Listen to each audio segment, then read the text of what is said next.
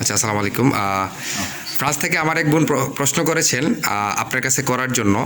উনি বলেছেন ওনার এক কলিগ অথবা প্রতিবেশী অনলাইন বিজনেস করে। অনলাইনে যেই ছবিটা উনি দেখায় সবাইকে, কিন্তু ওই প্রোডাক্টটা উনি দিচ্ছেন না।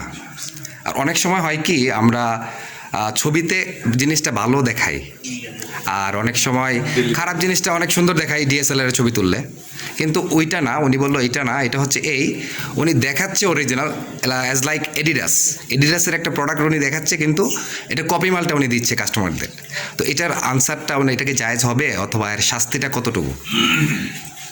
আলহামদুলিল্লাহ, এই বিষয়ে আমাদের একটা ছোট্ট ভিডিও ক্লিপ আছে এবং সেখানে আমরা বিস্তারিত বলেছি ইতিমধ্যে আমাদের পেজে এবং আমাদের যে ইউটিউব চ্যানেল সুন্নাহ ফাউন্ডেশন, সেখানে গিয়ে অনলাইন বিজনেস বা অনলাইন ব্যবসা এরকম কিছু লিখে সার্চ দিলে ভিডিওটা চলে আসবে ইনশাআল্লাহ। সেখানে বিস্তারিত আমরা বলেছি।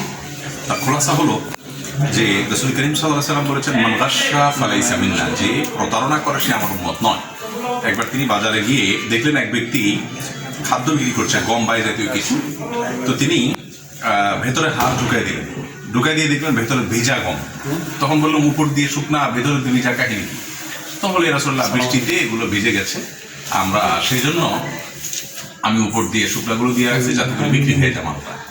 তখন তিনি বলেছেন এই কথা, মান গাশশানা ফালাইসা মিন্না, প্রতারণা করে সে আমাদের উম্মত। এখান থেকে বুঝতে পারলাম আমরা যে ক্রেতাকে প্রতারণা করে একটা জিনিস দেখিয়ে অন্য জিনিস দিয়ে দেওয়া, এটা কোনো একটা কাজ, এটা হারাম। এভাবে উপার্জন করে সেটি জায়েজ নয়, এটা অনৈতিক। তবে কিছু ছবি আছে যেগুলো সিম্বলিক ছবি। সিম্বলিক ছবি বলতে, ফর এক্সাম্পল, আমি ফ্রেশ কোম্পানির পানি, 1 কার্টন পানি আমি সেল করব। তো আমি এই পানিটা একটা ছবি দিলাম, আমি এই পানিটা দেবো না, কিন্তু এটা একটা সিম্বলিক ছবি। এটারই অন্য আপনার যে ইয়েগুলো আছে, বোতলগুলো আছে, সেগুলো আমি দেবো তাকে। এমনিতে কোনো অসুবিধা নেই, কারণ এখানে কোনো প্রতারণার কিছু নেই। এখানে যাকে দেখানো হচ্ছে সেও জানে যে এটা একটা সিম্বলিক ছবি, জাস্ট বোঝার জন্য দেওয়া। তো এরকম হলে কোনো অসুবিধা নেই যে আমি হুবহু একই পণ্য দিচ্ছি এবং ক্রেতার কাছে মিথ্যা কোনো বার্তা যাচ্ছে না, ক্রেতাও জানে যে এটা আমাকে দেওয়া হবে না, তাহলে সেক্ষেত্রে আর প্রতারণা থাকছে না। কিন্তু যদি এমন হয়, ফর এক্সাম্পল, আমি ম্যাঙ্গো সেল করছি, তো আমি বললাম যে আমার বাগানের পাড়া ম্যাঙ্গো, এই যে ম্যাঙ্গো আমি বিক্রি করবো এত টাকা কেজি। তো আসলে আমি ম্যাঙ্গো কেনার পরে সেখান থেকে বাছাই করে বড় বড়গুলো এনে ছবি তুলে দেখাই দিলাম, আর দিলাম হলো ছোট বড় মিলিয়ে। এটা হবে প্রতারণা।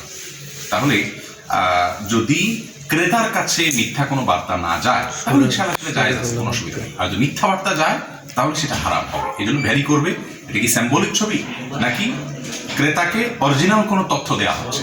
যদি অরিজিনাল তথ্য দেওয়া হয় আর সেক্ষেত্রে হেরফের করে দুরকম করি, তাহলে সেটা গুনাহ হবে। ওয়ালাইকুম আসসালাম।